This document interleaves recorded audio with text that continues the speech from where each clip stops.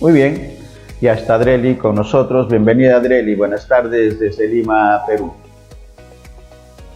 Buenas tardes, Néstor, y buenas tardes también a toda la audiencia, y buenos días, buenas noches a toda la audiencia que está conectada en diversas partes del mundo gracias a los enlaces que tiene BS Televisión con otras organizaciones que permiten replicar el mensaje. Muy bien, el tema, los deportados de Estados Unidos, Adreli. Así es, Néstor. El tema de hoy es definitivamente los deportados de Estados Unidos y la verdad no sé por dónde empezar a tocar el tema, pero siempre es bueno recordar en realidad los antecedentes como para poder entender el contexto y sobre todo predecir el futuro sin tener una bola mágica, ¿verdad? Ajá. Entonces vamos a recordar en principio lo que se prometió durante campaña, en donde se habló o se cuestionó en realidad la política migratoria del entonces presidente Trump, ya que supuestamente eran muy duras y el muro iba a dividir a familias, en fin, una serie de argumentos que justamente permitieron y contribuyeron, para utilizar la palabra correcta, a que tengamos un gobierno en realidad respaldado por un gran voto hispano, un gran voto latino, ya que se decía incluso de que no se van a separar familias y que la política migratoria iba a ser mucho más flexible. Hablando de política migratoria, también hay que recordar el momento en el cual pues la vicepresidenta Kamala Harris estuvo en uno de los países centroamericanos y literalmente dijo, no, no sé si se acuerdan, yo lo repito cada rato, pero es que en realidad es lo más cierto que existe en toda la política migratoria, no vengan, no vengan, porque esto se ha convertido en realidad en probablemente el indicio más claro y más transparente de toda la política migratoria actual. Y es que, a ver, para contextualizar, está sucediendo todo un efecto dominó y no entiendo cómo es que pasan los meses, los días, los años, las décadas, si es que vamos a ir más atrás y vamos a terminar el muro de los lamentos, porque aquí hay un tema que no solamente tiene que ver con las deportaciones de Estados Unidos, sino es que viene, como digo, el efecto dominó. Estados Unidos deporta a México, México deporta a Guatemala, Guatemala deporta a los siguientes, y así sucesivamente, y terminan por Colombia. Cuando digo Colombia es porque evidentemente a los venezolanos pues no los quiere recibir Venezuela, y ahora vamos a explicar qué es lo que está sucediendo efectivamente. Pero para tomar el ejemplo vamos a empezar a contextualizar Guatemala, que para no hablar de México puntualmente, porque siempre decimos México y el corredor que tiene que ver cuántas personas ingresan, a cuántas las capturo, a cuántas las recibo, y etcétera, sino de Guatemala. Es decir, la tercera ficha dentro del dominio. Y aquí hay que recordar lo que dijo el presidente de Guatemala cuando estuvo aquí en Washington en diciembre del año pasado, en el cual le dijo a Estados Unidos, oh, yo soy tu amigo, recuerda que soy un aliado de Estados Unidos, aunque algunos funcionarios de este gobierno no entiendan exactamente la verdadera dimensión. Y aquí siempre hay que tomar nota y ponerle un highlight para recordarlo. Una de las cosas que prueban esta relación diplomática tiene que ver con la relación diplomática que tenemos con Taiwán y no con China. ¿Recuerdan de eso Estados Unidos? Además somos los últimos que queda en la región, el famoso triángulo virtuoso de Centroamérica. Evidentemente, al mencionar esto el presidente de Guatemala en pleno Washington, le cayó el polvo pues a los países del costado, me refiero a El Salvador, Panamá, a República Dominicana, y prefieren tener relaciones no solamente comerciales con China en lugar de Taiwán, porque China evidentemente considera a Taiwán como una de las provincias renegadas. Así es que en chino, gracias a los chinos. Pero bueno, para no desviarnos, porque China siempre es seductor hablar de este país, vamos a seguir con el tema del efecto dominó y cómo las deportaciones se ven no solamente de Estados Unidos hacia otros países, sino cómo esta cadena sigue. Y seguimos con el ejemplo de Guatemala. Resulta que para tomar cifras, en el 2020 se disminuyó en más del 50% el número de deportaciones. Sin embargo, el 2021 registró un aumento respecto al 2020 y evidentemente al 2019, el año anterior. Entonces, estamos hablando de las deportaciones versión 20.22. Y vamos a hablar en principio de las deportaciones sumando México y Estados Unidos, que significa en realidad un número de más de 6,000 y tantas personas deportadas. Estados Unidos y México deportaron a Guatemala el 2021 63.300 y tantas personas. 63.300 y tantas personas. Estamos hablando cerca de un 44% más en relación al 2020. Evidentemente el 2020 pues tenía el tema de la pandemia y toda la coyuntura de por medio. Pero aquí un dato curioso que es bueno tomarlo en cuenta, y por eso me encantó que el titular de hoy sea Deportaciones de Estados Unidos, porque aquí, según el Instituto de Migraciones de Guatemala, dice, vamos a ver la cantidad de reportados y las estadísticas, y resulta que la cantidad de deportados en volumen vienen de procedencia de México y no de Estados Unidos específicamente. Para poner las cifras exactas, solamente en enero de este año, Estados Unidos deportó a Guatemala 2.439 guatemaltecos. México deportó a Guatemala 3.696 guatemaltecos, es decir, un porcentaje mayor al número de deportaciones de Estados Unidos. Ok, esa es una de las alertas que hay que mirarlas así, red flag, bandera roja. De otro lado, Guatemala, curiosamente, acaba de aprobar la modificatoria de la Ley de Inmigración por el Congreso de la República. Y en este se dice que se están incrementando las penas para mitigar las migraciones ilegales. Es decir, si antes la pena máxima era 10 años de prisión, ahora se ha subido a 30 años de cárcel por transportar a personas de manera ilegal. Es decir, estamos hablando de los coyotes guatemaltecos.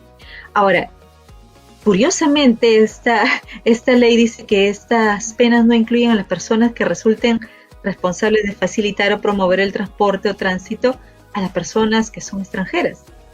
Y también dice que no es un delito que se va a aplicar a los padres, a los tutores o a los familiares responsables en grado de ley de los migrantes guatemaltecos. Entonces, vamos a empezar cómo es que la ley se va a aplicar. Si capturan en realidad a coyotes guatemaltecos transportando a guatemaltecos, pena. Pero si capturan a coyotes guatemaltecos transportando a extranjeros, ¿cuál va a ser la pena? Que se queden claro. Ahora, si capturan a padres transportando a sus hijos para la frontera, supuestamente no les aplica esta pena. ¿Cuál sería la pena? ¿Y por qué digo pena? Porque en realidad esto es más que una condena, una cadena de fuerza, como digo, viene desde aquí. Estamos hablando solamente de la tercera ficha y ese es el impacto que genera una situación pues como el de migraciones. Yendo un poquito más abajo en el mapa, vamos a ver, por ejemplo, que en el año 2021, el año pasado, Honduras, por ejemplo, recibió más de 52.000 personas deportadas, que en comparación evidentemente al año al 2020 estaba más o menos en un 44, casi 45%. México ha cerrado el 2021 con un mayor número de inmigrantes detenidos. Ahora, tan solo fueron interceptados en la frontera con México 252.500 y tantas personas. Entonces, ya no sé ni siquiera cuántos estadios se llenan con esa cantidad de deportados. Pero aquí hay que verlo como un tema integral y un tema grave en realidad, porque no se trata solamente de Estados Unidos, sino de todos los efectos colaterales que trae esta situación. A propósito, a Colombia llegaron los primeros deportados y aquí yo no sé si es un tema de idioma, Néstor. Habría que investigarlo más porque, ha llegado un grupo de venezolanos deportados a Estados Unidos, que dicho sea paso, los venezolanos y los mexicanos son las nacionalidades que mayormente cruzan la frontera sur de México con Estados Unidos. Y el argumento de Estados Unidos ha sido el título 42. No sé si recuerdan que hablamos hace unas semanas del famoso título 42, a través del cual históricamente se decía, un título que viene ahora, sino que fue, digamos, desempolvado en la época del presidente Trump, y en el cual se decía que específicamente aquellas personas que puedan representar una amenaza para el tema de salubridad, pues efectivamente van a ser deportadas. Resulta que este título 42 también está siendo válido actualmente. Nos hemos dado cuenta que cuando es que apareció este bicho en la pandemia, creo que en marzo del 2020, lo cierto es que no sé cuántos meses después, pues nos hemos dado cuenta que aplica el título 42. ese fue un poco el argumento que se dio aquí en Estados Unidos. Sin embargo, la canciller colombiana, que a la vez es la vicepresidenta, dijo, a ver, nosotros en conversaciones con Estados Unidos hemos planteado la posibilidad de recibir a algunos venezolanos que están siendo deportados de Estados Unidos. Sin embargo, vamos a evaluar caso por caso.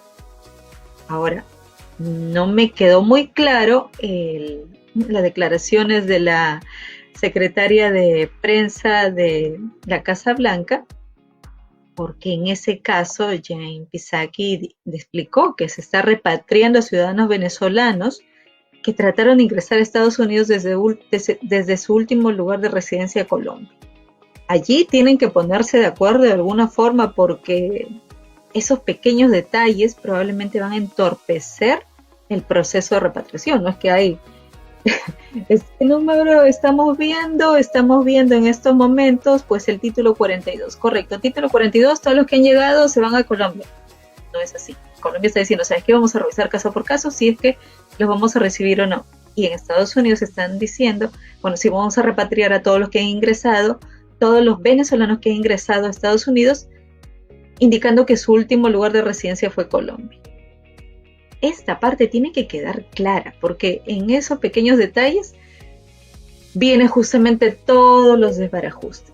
Sin embargo, Néstor, allí no solo allí radica la parte delicada, porque en este juego, en este tema, esta crisis migratoria de adultos que no nos terminamos de entender, hay una población que está siendo muy afectada, y pienso que esa debería ser la prioridad y urgencia de nación, no solamente para Estados Unidos, sino también para los otros países. Y estamos hablando de que la cifra de niños y adolescentes deportados de Estados Unidos, y vamos a poner ahí mismo a México, Estados Unidos y México, hacia el triángulo de Norteamérica, se ha incrementado desgarradoramente un 92%. 92% el año pasado. O sea, si decimos, ay no, pues qué mucho, 40 y tantos, 50% de personas, no, en el caso de niños es casi el doble.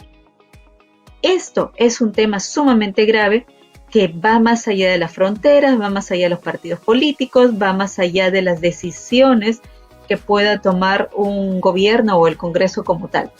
Porque si no nos terminamos de entender, estos niños están expuestos a una serie de riesgos y peligros. Incluso las deportaciones de menores de 18 años a El Salvador, Guatemala y Honduras llegaron a 23.792 tan solo el año pasado. Estamos hablando de 23.000 vidas.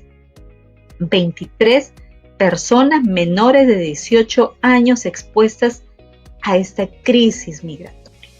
Entonces, allí nosotros pienso que debemos seguir ejerciendo un rol dinámico si es que estamos tomando una posición como medios de comunicación.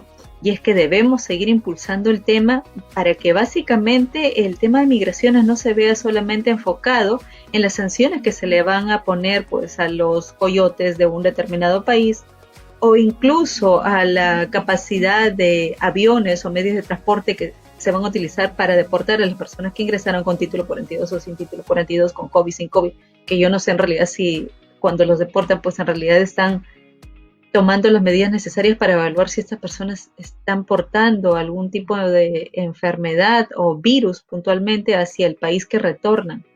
Pienso que lo grave aquí es ver el tema de esta población vulnerable, los más desprotegidos, que son los niños. Ellos evidentemente, por decirlo en palabras sueltas, en la mayoría de casos siendo menores de edad, no van a venir desde otros países cruzando fronteras buscando ¿qué? Simplemente cruzar una frontera para un futuro diferente. Ellos ni siquiera sufragan en muchos de los casos, porque evidentemente se sufraga a partir de los 18 años, en todos los casos no se sufraga. Entonces, ¿cómo le vamos a permitir de que un niño tome decisiones como estas? O más aún, que sean sus padres, sus tutores, quienes permitan o faciliten este tipo de riesgo. Y evidentemente lo dicen las autoridades guatemaltecas, o sea, el incrementar, por ejemplo, de 10 años a 30 la pena máxima, no significa que con eso ya se van a generar las medidas para restringir este tipo de negocios que son underground, los famosos coyotes. Es más, al contrario, podrían empezar incluso a subir sus tarifas, porque la excusa va a ser, mira, ahora todo está mucho más restringido, ya no te cobro, creo que las cifras que mencionaban en los informes decían como $10,000 por persona, sino te cobro 20,000 porque ahora también se ha duplicado, se ha triplicado la pena máxima. ¿Qué opinas tú, Néstor? ¿Piensas que nos toca a nosotros como sociedad civil intervenir en este tema? Mira, es un tema bastante complicado que, como bien señalas, no solamente interesa a dos países, esto interesa a toda la región, definitivamente, y creo que está en la agenda de la Asamblea General de la Organización de Estados Americanos, que a propósito se va a desarrollar acá en Lima, la Asamblea General de la OEA. Está en la agenda, pero no solamente está en la agenda el tema de esta migración y este impacto negativo que tiene con las deportaciones y las cifras que nos está señalando, porque no es gente adulta los más afectados, sino son los pequeños, los menores de edad.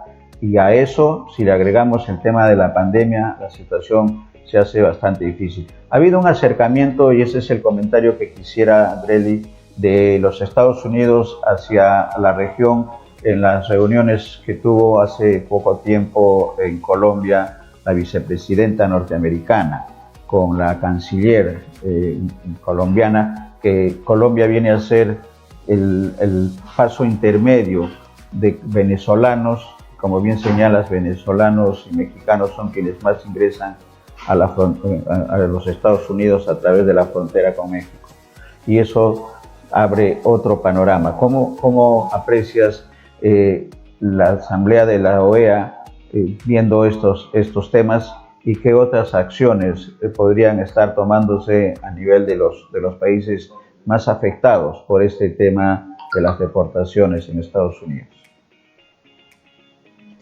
Evidentemente, Néstor, lo que dices es básico, mantener la conversación y las coordinaciones que fluyan a nivel de la OEA y todas las organizaciones internacionales que puedan intervenir para poder poner en agenda prioritaria este tema, porque es transversal, son vidas humanas las que cruzan, y aquí afecta el tema de educación, afecta el tema de salud, afecta el tema de su propia identidad. Incluso las famosas familias que no se iban a separar ahora están mucho más separadas, porque si los padres están aquí en Estados Unidos, los niños cruzan la frontera para llegar a Estados Unidos y reunirse con los padres, ahora no los van a enviar a México específicamente a esperar, sino que los mandan Dios sabe dónde. O sea, si es que vienen de Colombia, los mandarán allá. Entonces, este tema pienso, evidentemente lo voy a ver con mucha esperanza a nivel de la reunión de la OEA. Sin embargo, siento que es un tema que la ciudadanía debe ponerlo en agenda pública para que las autoridades despierten, porque evidentemente las autoridades pues están enfocadas, por no decir distraídas en sus temas, y somos como que muy mediáticos, ¿no? ¿Verdad? Ocurre un impacto ambiental, todos nos volvemos ambientalistas. Ocurren las Olimpiadas en China y todos nos volvemos expertos de las Olimpiadas. Sin embargo, vamos a esperar a que ocurran tragedias en migraciones. Estamos en crisis, esto es una crisis, 92%, cerca de 100% más de niños deportados es crisis. Creo que este tema se debe exigir tanto como para que la ciudadanía pueda ser consciente de que así como tienen a sus hijos protegidos para que no se en temas de salud o en temas de educación o identidad, también los otros niños puedan acceder a sus propios derechos, porque ellos no deciden en la mayoría de los casos por sí mismos, salvo aquellos que pueden estar como que más cerca a los 17, 18 años. Entonces, evidentemente con esperanza el tema lo veía, pero creo que más allá de las autoridades, la ciudadanía tiene que empezar a ponerse la camiseta. O sea, las fronteras van a seguir manteniéndose para delimitar las secciones territoriales de cada país. Sin embargo, no existen fronteras digitales porque nos permiten conocer las realidades de lo que puede estar pasando con nuestros propios compatriotas. Cuando hablamos de cifras, evidentemente las que más destacan pues, son Venezuela, México. Sin embargo, allí viene una lista grandísima de haitianos, incluso ecuatorianos, colombianos, chilenos, brasileños, etcétera, etcétera, solo que no aparecen en las estadísticas porque el número no es tan grande. Pero basta que sea un niño peruano el involucrado en una situación así, pienso que las autoridades correspondientes deberían tomar cartas en el asunto. Y aquí, cuando digo autoridades correspondientes deberían tomar cartas en el asunto, probablemente esté también apelando a los dos representantes políticos que tenemos los peruanos en el exterior, que son básicamente los dos congresistas elegidos para el Distrito 27, para representar a los peruanos que se encuentran fuera del territorio nacional, es decir, a los peruanos inmigrantes. Si somos una cifra muy importante, no solamente para poder decidir las situaciones políticas en un proceso electoral, pienso que además del tema de las remesas, que suele ser muy atractivo para vender la importancia de los peruanos en el exterior, además debería ser como que urgente, por no decirlo grave, por el tema de crisis política, el tema de migraciones. Evidentemente están adultos y están niños, pero enfoquémonos prioritariamente en esta población vulnerable. Así es que yo espero con mucha esperanza que en esta reunión de la OEA se ponga ese tema en agenda, es un tema que nos une. O sea, ya sabemos que el tema de salud nos une, ya sabemos que el tema de educación nos une, pero el tema de migraciones es el que va transversal, le caen los dos anteriores. Correcto, Grely, y va a quedar como tema de agenda, si te parece, el papel y la responsabilidad que tienen los países. Hemos hablado de la situación regional con respecto a este tema, pero también se viene el tema de la responsabilidad de cada país para crear oportunidades para los jóvenes, sobre todo los jóvenes que son el mayor número de personas que piden el ingreso a los Estados Unidos. Entonces hay una responsabilidad de los gobiernos locales, de los gobiernos nacionales de Sudamérica, especialmente, y de Centroamérica, para crear oportunidades reales a los jóvenes.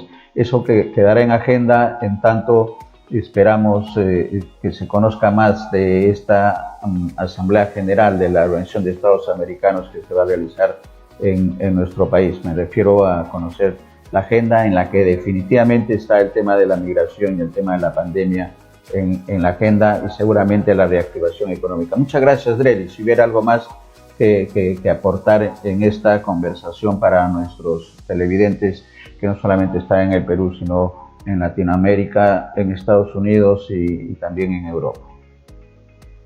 Gracias, Néstor. Bueno, unirme únicamente en solidaridad con los hermanos de la zona selva de nuestro país, quienes han sido afectados por este terremoto. Confiemos en que, como lo dices tú, al parecer ha sido registrado en una zona en donde no existía población. Sin embargo, es bueno que miremos no solamente a la selva cuando ocurren este tipo de situaciones. Acuérdense que los constantes impactos medioambientales se dan también en esa zona. Y finalmente, pues también decirte que me uno a la algarabía peruana, porque estamos cada vez mirando más el mundial. Así es que hay que ir mirando por lo menos pasajes o viendo por lo menos la programación, si es que no podemos ir hasta allá, porque esto creo que nos llena de orgullo. Si nos llena de orgullo, vale la pena. Muy bien, muchas gracias, Grely. Muchas gracias por la oportunidad de conversar. Queda en agenda siempre en los jueves blanquirrojos lo que significa la preocupación, no solamente de los peruanos, sino de los latinoamericanos y de los seres humanos, para hablar en términos generales. Muchas gracias, Grely, por esta participación en los jueves blanquirrojos. Gracias, un saludo a todos.